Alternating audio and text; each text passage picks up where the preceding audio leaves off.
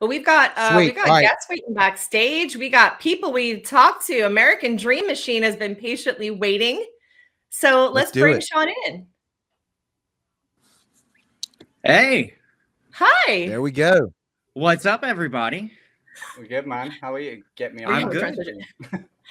I'm Good great. evening. For the people that are watching and that'll watch us in the future who don't know anything about your band, can we start at the beginning? What can you tell us about you? Let's get acquainted. So American Dream Machine was like the band I've always wanted to do. I've always had songs that I've written by myself while I was in other bands. I was like, man, I just had this vision for like a 2000s era post-hardcore rock electronic type band. Mixed with like the Foo Fighters, and I just went into the studio, knocked them all out. It honestly, the mission statement for the band is to have fun and to have a nice, energetic show and to make music that makes people like want to dance and feel something. That was my main goal with this entire band, is just make good music, honestly. Hell yeah. So Hell yeah. where are Sean, you where are guys- y'all out of? Sorry, Uh, Lisa. No. So we're in Virginia. Me and the drummer Evan, we're based out of Virginia. The rest of the band, Nick is in Ohio and Adam is in Rhode Island. So we're spread out right now. Nice. That's okay. Yeah, When- it's, when- all right. Hey, the internet does amazing things, man. It does. Yeah. Look at this. Yeah. Yeah, it seems to be the new norm, right? We Lisa, like when we talk to bands more times than not, that's what we get, is that they're not all in the same state No, anymore, much no. less city. Well, you look at Pop Evil when she was in the band. Yeah, when She Haley lived was still in- there. Yeah, when Haley was still there, she lived in the UK. Like, Yeah. you know, that's crazy. I mean, Yeah. even our own podcast is transcontinental. That's right. You know what I mean? So Yeah. when did you guys start this project? When did you start it? So we started recording in 2018. And then we came out with it. We like announced the band, I think it was like a month before COVID. Or maybe 2 months. We like dropped the first Oh. single. We were getting ready to have like the summer. We planned it out, and then everything stopped. So we actually, when we dropped Dead Hearts, we were back in the studio recording our second record, which a lot of it's come out. We still yet to drop the entire thing. And then we just slipped this little EP in here, which is what Cabin Fever comes from. Well, tell us about the EP. So it's because I'm very new to your music. So like I was telling you before the broadcast, like when I saw when I was doing the social media stuff for this program, Matt sent me over the reel for it, and I was like, wow, that's a damn good song. And so Thank I've you. yet to dive down the rabbit hole. But tell us about the EP. When did it come out? So it came out, I think, a month ago. I think it was January 10th or 13th or something like that. And we actually recorded it less than a year ago. So Project Sound hit us up through our producer, Kyle Odell. Shout out. Love you, buddy. And they were like, hey, we'll pay for 5 songs. Just go into the studio. And then we'll put it on like if you look at the Spotify, their name's on it too. So they just, trying to basically bring up bands that don't have any money, which is all of us. It's like, oh, here's Right. who's a good artist that needs to be in the studio, get some songs out, but they just don't have any money. Boom. So they hit us up, and we immediately went into Nashville. And we were just like, all right, 5 songs, let's do it. And this EP, even though it's coming out in between our 2 records, really is like a culmination of both of those records. We're like trying to meet the 2 sounds in the middle and then add a little bit more of like a poppy, more electronic element. Because our first record was just straight like guitars, Warped Tour. Like you could hear this, that album could have been something that you just missed when you were in like high school. You're like, oh, this was a band back then. It's like, no, we're new, but we wanted to sound like that. The second record, we were like, let's make it more like heavy rock. Let's add some 7 strings. Let's make it heavier. And then so with this, we brought the tuning up a little bit and just kind of blended the two, which it makes sense to us because we've heard the entirety of our catalog. But you know, for everybody else who's only heard, I think we only have like 8 or 9 songs off of I Hate It Here that are singles that we put out. But I honestly, I'm super proud of these songs. I think they came out great. We got to write with Dusty Waring and Brandon and Kyle and everybody that was in the studio. Like it just, everything just came together so fluidly. It was amazing. Well, when the formula works, it works. I mean, everyone thinks that Exactly. everyone thinks that bands just, you know, go into a studio or they sit in the back of the bus and they write all these songs. It takes a village to make a single, never It mind does. a record or an EP. Yeah. It takes an entire team. There's more than just the band members involved. So I'm glad that you threw that out there. Well, we've got the world premiere of your video for Cabin Fever. Yeah. And Jared, Oh, yeah, I can hit him with the line. So we always ask our guests whether, you know, when we play the music on the show is with this particular song, tell us everything or tell us nothing. Oh man, I'm not gonna say anything. I'm not gonna say anything. I love it. I love Get in it. there. I love it. We haven't right, had to we'll tell us grill you nothing in a after. while. We were due.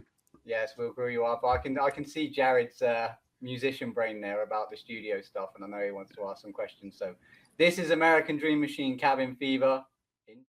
Unmute. okay. One. There we go. Sorry. Hey, Like I'm gonna say this now. Like hats off to Kevin for doing this behind the scenes because it's a fucking nightmare. producing ain't easy. Yeah.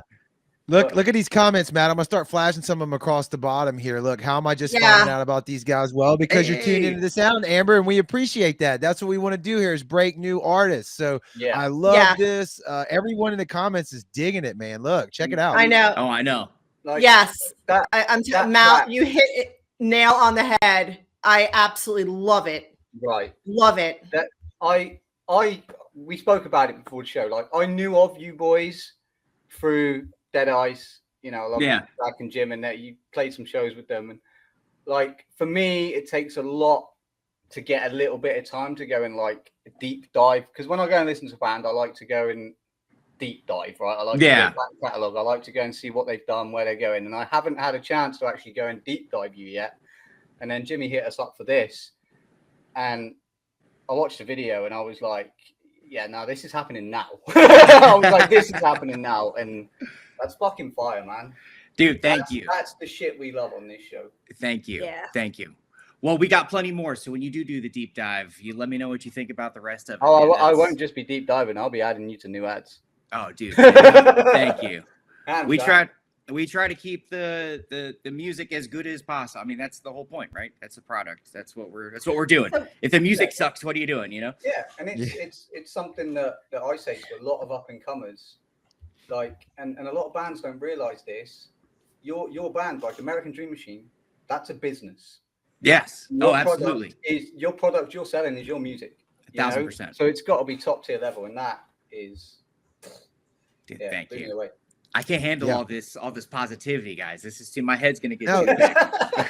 it was really killer, man. The video was great too. Like I said, the proof is in the pudding. The comments were lighting up with nothing but positive shit. So that's really good.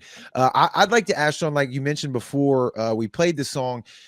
You said your first record was a little more old school or retro sound, if I'm getting that right, like nostalgia vibe, I guess what you said. Yeah. And then hard rock maybe on number 2. And is this number 3 you wanted to go heavier? I might be getting the order wrong there, but my question is like, why did y'all do that? Obviously it was intentional.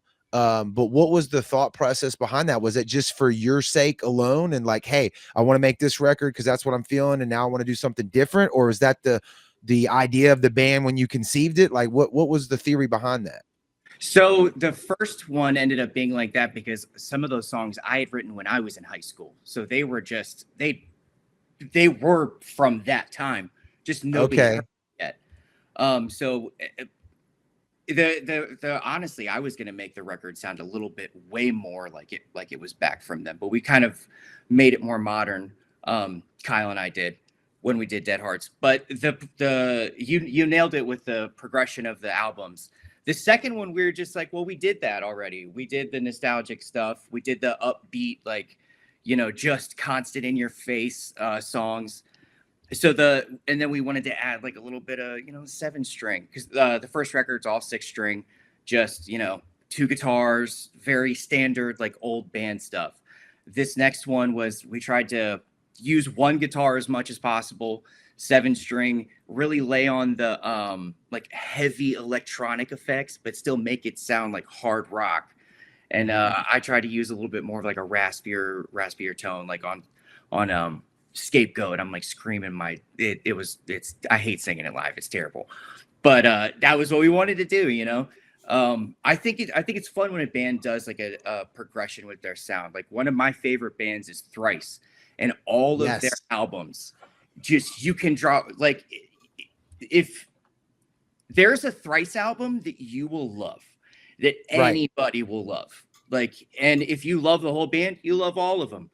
But that's kind of what I wanted to do. I wanted to, if we were going to pick a genre and if we were going to go with the sound, I wanted to nail it, and really give it, the do it justice. You know what I mean? Yeah. And have some integrity with the sound, and not just go in and just write something to write something. If it doesn't make me feel good, it's not gonna make anybody else feel good. No. On stage and start singing in front of people. That's another thing that I keep in mind a lot is what's this gonna feel like when I'm standing in front of possibly 5 people?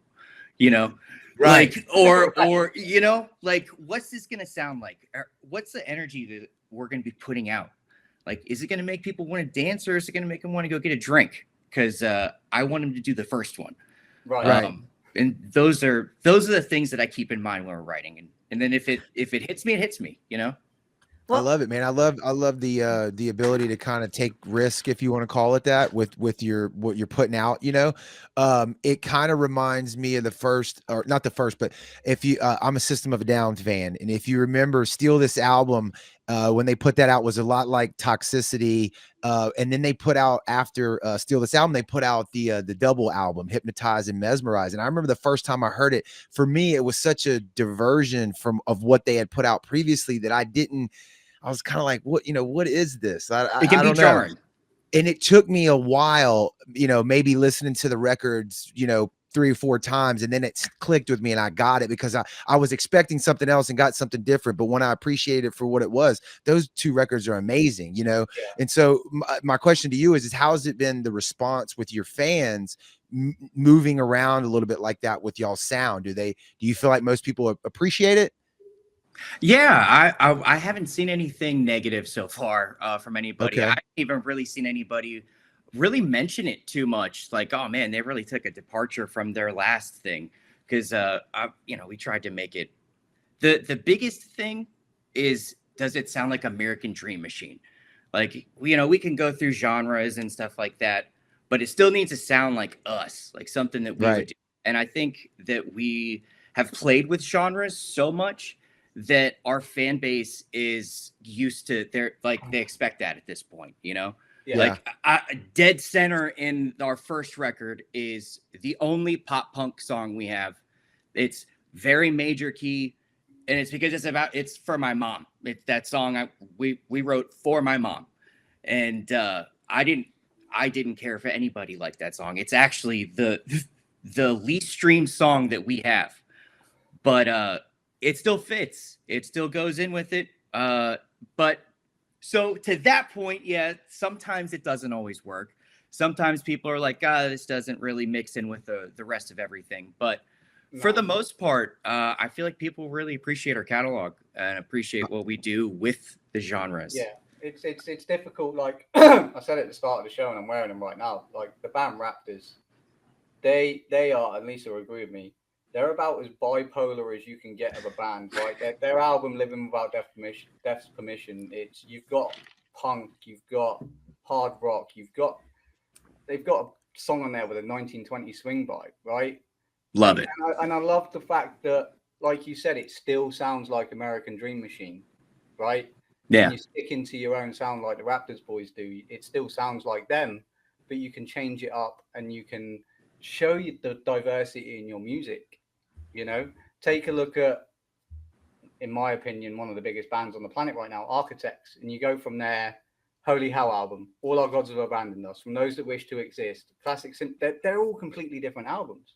Yeah. Yeah. In my opinion, perfect. Yeah. You know, Yeah. No. No, I'm sorry, Sean. Go ahead. Go ahead. I just want to suggest that with a band that is this young, and I mean, 2018, you're literally paralyzed by the pandemic, right? So you're really not doing much really until after that.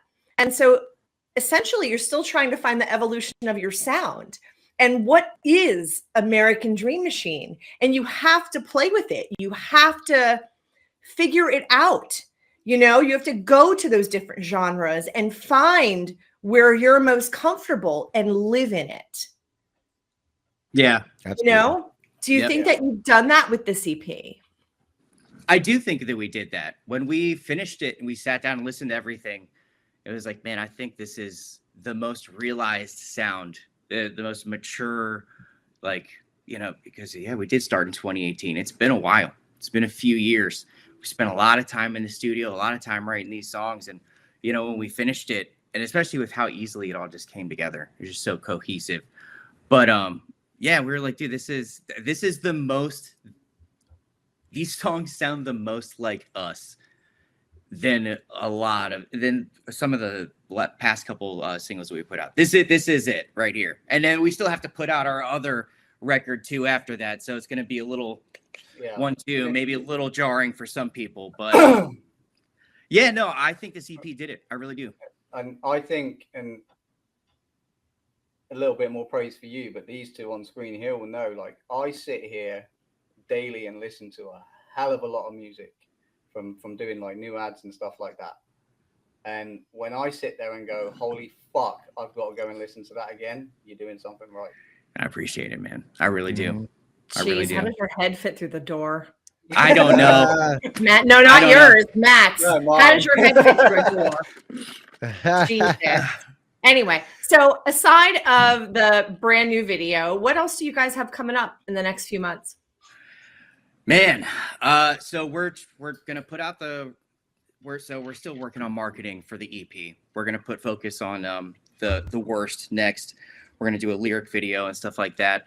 And we're trying to hit the road as much as humanly possible. Our drummer Evan, he just recovered from surgery. He had to get surgery on his leg because this is not a joke. He drums too much. Mm-hmm. He's a machine. He is one of the best drummers on the planet. That's not Hard a job. joke. Yeah, he's a machine. So much. This is the second time he's had this surgery. He might have to have a third one on his other leg. So we were out for like 6 months, and now he's finally getting back to playing. So we're ready to hit the road. If you're listening, you're a band, you want to play some shows, hit us up, because that is all we're trying to do. We're just trying to hit the road and get in front of people and get it out there. Well, I don't know if you know, but we put on shows ourselves. So we've definitely got to get you down here to the Gulf Coast region, and put you on some of our stuff, because I would love to see you guys live. You hit the nail on the head, in my opinion, a few times with the whole making it sound like you. I think that's something that's like even harder nowadays. Like, Matt, Lisa, do y'all agree with me? Like, cutting through the mix of the noise, or however you want to call it, like, and being original and not just being another band that, like, okay, like I could play 3 bands in a row and I can't really tell you the difference between all 3 of them. They might all 3 be great, but there's nothing unique about them. You know, that's like a super hard thing, I feel like, today to do. It is. Yeah, it definitely is. There's just so many. There's so many bands. There's so many. It's so easy to make music now, you know? Yeah. Right. You cut out the vocals and they all sound the same. Yeah. Right. Drums sound exactly the same. And same drum patch. I was going to touch on earlier when you mentioned Carl O'Dell. Like, we know a lot of bands and we play a lot of bands on the sound that Carl O'Dell produces. Not a single one of them sound the same. We've got you guys. We've got Etch and Embers, who we're going to premiere shortly. The Almas, Dead Eyes, because I know Foggy go down there for them. And like, what's it like working with Kyle? Kyle is one of my favorite people on the planet, dude. Outside of music, like, I hit him up for just life problems, because Kyle will always tell you the truth. It doesn't matter, and he's not going to be mean about it. He's not going to be a dick. He's just going to be like, "Hey, that's not what it is," and that's how it is with when you're writing. One of the best things he's taught me, which I implore anybody, if you're going into a studio and you're writing with other people, listen to this: get your ego out of it. It is not about who wrote it. It's not about, oh, this is my part or this is what it's supposed to sound like. Get your ego out of it. It's about what's best for the song, what's best for the band. And if you can't do that, then you're just holding the room back. You're holding everybody back. So like, even if you have the best idea that you love it, you're just attached to, and you want to push it into this song, sometimes you need somebody to be like, yeah, that's just not, I don't think that's right for here. Maybe we used it somewhere else.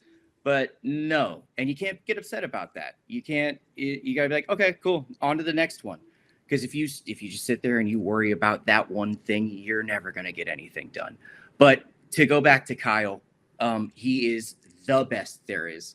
He does listen to you. He knows, like with me, we know each other so well. He already knows what I want. You know what I mean? I don't even have to say anything. Just the process is so easy with this dude. He's so chill, and he's one of the best guitar players around. Like his vibrato is like top tier, like world class. I honestly, I couldn't say enough good things about Kyle. If you need some stuff done, go to that guy because he is the best. I'm Very Sean, good. can you I answer- was going to say, Can you have answer you this- been to Two Yeah. Boots? Oh my God, yes, I've been to Two Boots. I wish I could live in Two Boots. Well in, Josh. Well in. Two Boots. Yeah, I want to try this place now. After what he's just said, like we're done. That's just top. That's probably one of the best things that I've ever heard an artist come on here and say, "Get your fucking ego out of the window." That, Yeah, I didn't. I love it. Kyle said that. Well, it has to be about the song. Yeah. Not everyone has an opportunity to shine on every single track. Enough. Don't be a petulant child. You have it. There's a moment for everyone. It might not be yours on this song, but you will have a moment in another song. Like you know what? I could sit here and talk about why it's important to work with a producer and not in a vacuum for hours. Yeah. Yeah. 1,000%. You got to have somebody to bounce your ideas off of. If you're just sitting there and it's just all you're just gonna. It's just not good. We're humans, man. We need other people. You know. Well, to me, that's the coolest part of music is like, there are some guys out there in all genres of music that can sit there and create a whole album by themselves. And sometimes they're really good too. That's cool. But the fun part to me is what you're talking about. When you get in a room, maybe you had an idea that you thought was going to go this way, and then you collaborate with 1, 2, 3, however many other people are in there, and it morphs into this other thing. That's the game. In my opinion. Oh yeah, I agree. Some of the best parts some of my favorite parts are parts that I didn't write, that somebody wrote on top of something that I wrote. And when they wrote it, I was like, oh my God, I never would have thought of that. That is genius. Put that. Right. Did you record that? You recorded that? All right, thank God. Let's go. Right. You have to invest in yourself at the beginning of where it starts, because it starts at your music. And I'll give you a prime example, right? Now, we said that you're friends with Dead Eyes. Now, Zach is a producer, right? He can sit there and produce. He's a fucking wizard, right? Yeah. What does he do for Dead Eyes? Goes down to Carl O'Dell. Yeah. Get someone else involved.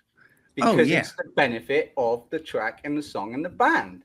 Oh, absolutely. I mean, even if you're really good at something, there's always somebody that's better than you. And if you can recognize that and say, hey, like, it's cool that I can do this, but this guy does it way better. And we have access to this guy, and he's willing to help us out, or they're willing to help us out. Do it, man. Do it. Do it. Why not? He's not emotionally invested. You're emotionally attached to your music. Yeah. Right. And that The producer isn't. That goes back to what Sean just said about having that idea and you're emotionally invested. And the idea of Zach is, I've got this track and it's really cool and I can produce it, but I'm going to take it to Carl. And Carl's going to tell me where and what I should put in, what sounds good. And he's going to have that input from someone else. Get that input and take criticism. Take it. Got to. You got to. I will say he might not be emotionally invested like we are to the music, but Like attached. thing I mean, about- emotionally yeah. attached. no, yeah, but Yeah. But the good thing about him is that he's emotionally invested to you. He Yeah. wants Right. to make sure that you're happy. And if you're not happy, if you get down at the end of the day, at the end of the week, or whatever, how long you spent there, and you're going through the songs and you don't like it, that's not what he wants. That's not the job, you know? So it's finding that right person is very important, because you could go to somebody that doesn't care at all. They're just here to take your money, sit down, track it. They're just sitting on their phone, like, okay, cool, yeah, that sounds good. Maybe do it one more time. They just, on to the next one. You get the mix back. You're like, whoa, okay, that doesn't sound too great. This guy just phoned it in. You can't pay people to care. Like, you really can't. So you got to find that person, find those people, that team of people that actually do care. Sorry, I'm doing Agreed. this because this is Jared's signal to clip it for social media. Right. So where can people find American Dream Machine and get in I linked the Facebook page in the comments already, so that is there. And I saw someone earlier shared, looks like indieband.com. What is this right here? American Dream Machine. I'm sorry, American Dream Machine Band.com. That's our website. Yeah. You can find us. We're on Spotify, Apple Music, every streaming service. We're on every social media platform. It should be just American Dream Machine, at American Dream Machine. Sometimes there's an underscore. We might have to delete our TikTok and get another one up. That's a whole other thing. We're at like 20K over there. I might have to just start fresh, because TikTok's just so awesome and not sensory or anything at all. No, it's the best thing ever. Yeah, it's so awesome. Yeah. So awesome. But yeah, we're on there. So if you do follow us on TikTok and you see it just disappear, we didn't go anywhere. Just search us. There's going to be a profile that doesn't have any followers. That's us. Right. Yeah, it's not spam. It's not scam. Yeah. It's real. We had to start over. Oopsies. Yeah. Well, thank you so much for spending your time with us. It was great to hear what you had to say about your band. You were a great guest. That was so much fun. And I you so love your much. song. So thank you very much. I guess we're gonna, say goodnight for right now, but hopefully we'll be able to see you again soon. Yeah, of course. Thank you for having me. I really appreciate it, guys. Seriously, this was so much You're fun. welcome. Awesome, Thanks for man. your time, Keep doing Sean. your stuff. Thank you. Yeah, keep killing it. Will do.